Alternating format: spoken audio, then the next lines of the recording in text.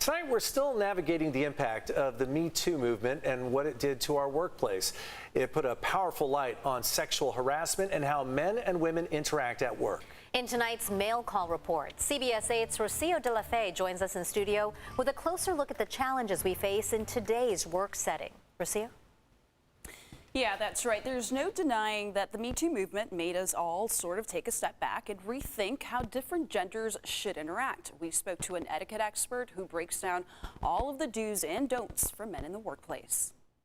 To compliment or not, what was once done almost without thinking can now be seen as an unknown risk for men in work settings. I think it probably makes some men think twice before they say something or offer something, like taking somebody out to lunch.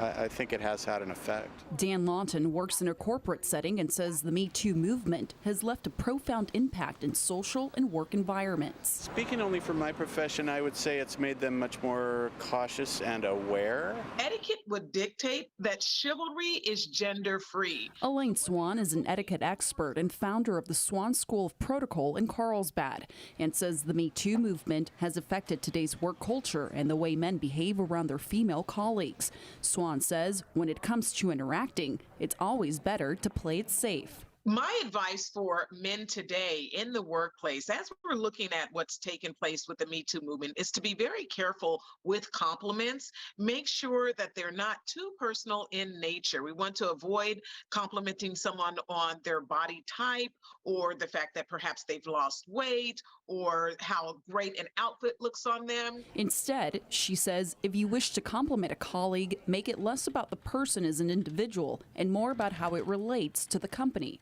You might say, that's a great color on you. It really complements the brand that we're representing. So something along those lines so that your comment more so has to do with the workplace. Another important tip, pay attention to your body language. Making sure that you're not giving a signal that might be misconstrued as something more intimate in nature, and be mindful of personal space.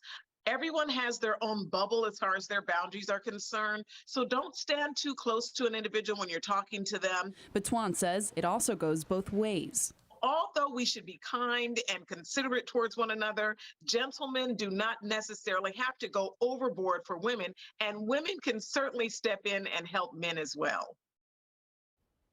And Swan also says that because so many of us are meeting virtually after the pandemic, it's also important that we stay away from making any comments on a person's appearance virtually as well. There's a lot of things you can say wrong, but there's a lot of things you can say right. It's just thinking what's appropriate. And just being mindful. A mutual respect. Exactly. And if you have a real professional working relationship, you'll understand how you can compliment somebody and how it will be received. But just don't go being creepy. Too far. Don't be, yeah, exactly. That's the biggest rule.